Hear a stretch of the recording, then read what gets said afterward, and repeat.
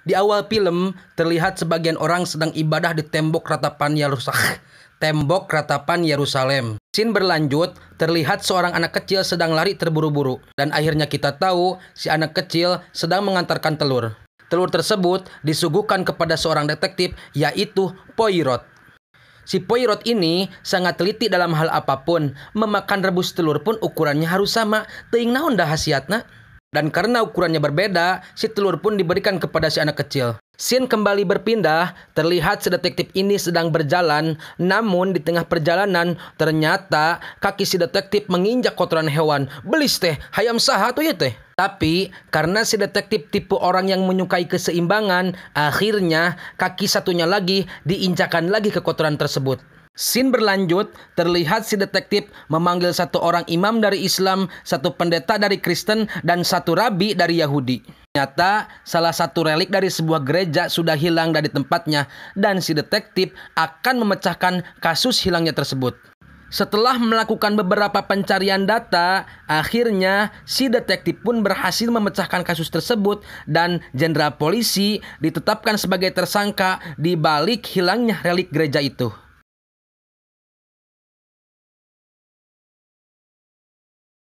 Scene berlanjut, terlihat si detektif sedang nongkrong di sebuah tempat ditemani seorang polisi dan si detektif memutuskan kembali ke London setelah melakukan investigasinya di Yerusalem.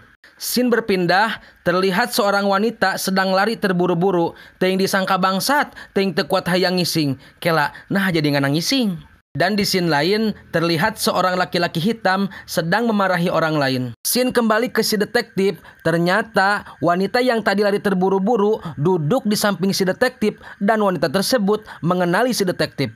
Dan akhirnya kita tahu wanita itu bernama Mary Debenham. Kita panggil saja Eham, belis tengenaheun. Scene kembali ke si hitam manis, ternyata dia sedang menghampiri Nyonya Eham. Niatnya mungkin mau merayu, tersadar diri si mah hideung teh. Karena merasa Nyonya Eham tidak merespon pembicaraannya, si hitam pun pergi sambil menyolek Nyonya Eham. Alah siam menyolek. Dan ternyata si detektif ada di belakang dirinya. Naon kalah nyaring ka aya aing teh kos kana bangke. Scene berpindah ke sebuah dapur, si detektif sedang menghampiri sahabatnya dan di sini ini juga si detektif bertemu dengan sahabatnya yang lain dan dia merupakan direktur di kereta api yang nanti ditumpangi si detektif. Dan si direktur nawisan jablay ka si detektif. Setan mani nawisan bahasana. Ketika si detektif sedang asik berbicara urusan cinta dengan si direktur, aduh cinta, datang seorang jarjit yang menghampirinya. Haruksak pisan maneh mah. Ternyata lelaki tersebut dari dubes Inggris dan meminta Tuan Poirot untuk mengungkap kasus perselingkuhan dan pembunuhan.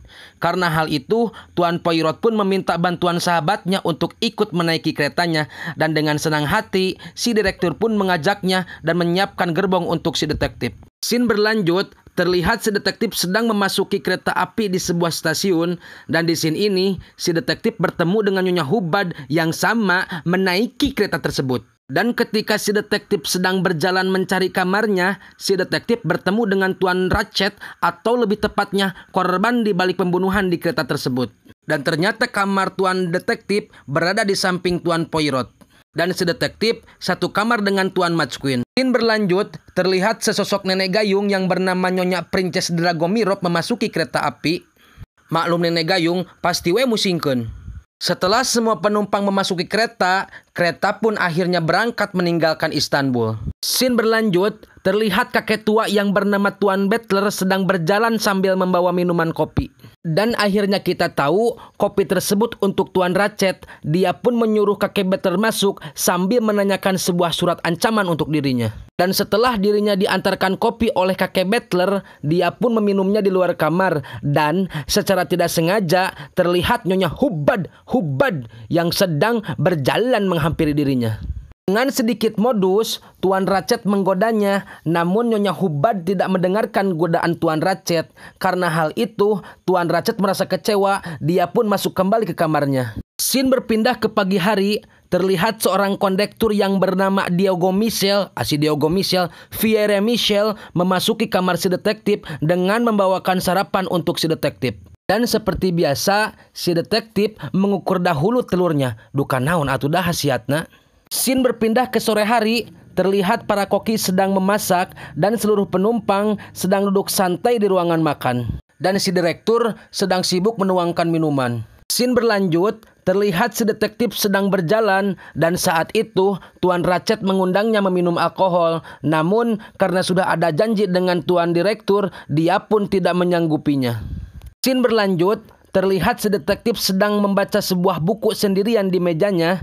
Karena hal itu, Tuan Ratchet mendekati si detektif dengan maksud mengajaknya memakan kue. Tapi ternyata maksud Tuan Ratchet mendekati si detektif, dia menyuruh si detektif menjaga dirinya karena belakangan ini dirinya merasa diancam dengan sosok misterius. Namun si detektif menolaknya dan Tuan Ratchet mengancam dengan menodongkan sebuah pistol. Namun si detektif mampu mengatasinya dan pergi dengan santai meninggalkan Tuan Ratchet. Da aing mah tuh dukun. Scene berlanjut ke malam hari, terlihat si detektif sedang asik membaca sebuah buku. Namun dirinya merasa terganggu dengan kegaduhan di kamar Tuan Ratchet. Dan dia pun memutuskan untuk keluar untuk melihat kamar Tuan Ratchet. Dan dia masuk lagi karena Tuan Pierre Michel mampu mengatasi Tuan Ratchet. Setelah kegaduhan di kamar Tuan Ratchet, ternyata di kamar yang lain juga terjadi kegaduhan. Sontak membuat si detektif menjadi risih. Dan si detektif pun bangun lagi sambil berjalan keluar kamar melihat kegaduhan di kamar yang lain. Ternyata sumbernya dari kamar Tuan Nyonya Hubad. Namun baru saja si detektif mematikan kamar lampunya, terjadi lagi kegaduhan dan dia pun langsung berdiri dan melihatnya keluar kamar. Ternyata ada seseorang yang berlari menggunakan pakaian kimono. Scene berpindah keluar kereta, terlihat kereta api yang ditumpangi si detektif sedang melaju cepat menembus badai salju yang lumayan besar. Dan tiba-tiba ada bongkahan salju yang jatuh tepat di kepala kereta api, sontak membuat kereta api menjadi keluar dari relnya. Dan para penumpang jatuh dari kamar tidurnya. Ngaganggu pisannya belis teh. Berpindah ke pagi hari, terlihat si kereta berhenti di sebuah jembatan dan para penumpang duduk di rel paling belakang. Si rel duduk di gerbong paling belakang karena waktunya sarapan. Pada saat itu, si direktur kereta api menjelaskan apa yang sebenarnya terjadi. Dan dia menjelaskan bahwa 2 jam lagi akan ada tim penyelamat dari stasiun di depan jika kereta api tidak datang tepat sesuai jadwal. Karena hal itu, si nenek gayung anu wajahna pika sebeleun, anjing eta beungeut, merasa kesal dan dia menyalahkan si direktur. Scene berpindah, terlihat Tuan Butler sedang mengetuk pintu di kamar Tuan Ratchet untuk mengantarkannya sarapan. Dan terlihat si detektif keluar dari kamarnya. Karena Tuan Ratchet tidak menjawab sapaan Tuan Butler, akhirnya si detektif pun membantu Tuan Butler yang sedang terlihat kesusahan. Tok tok tok, aya Isman. Nah jadi Isman, maksudnya Tuan Ratchet. Karena Tuan Ratchet tidak menjawab, akhirnya dia pun membongkar paksa kamar Tuan Ratchet. Dan betapa terkejutnya si detektif ketika melihat Tuan Ratchet yang meninggal dengan dipenuhi banyak darah. Alah, aya naon ieu? Dan setelah itu, datanglah direktur kereta api dan si hitam manis alias Dr. Arbuthnot. Karena dia merupakan seorang dokter. Dokter hewan meureun maksudna.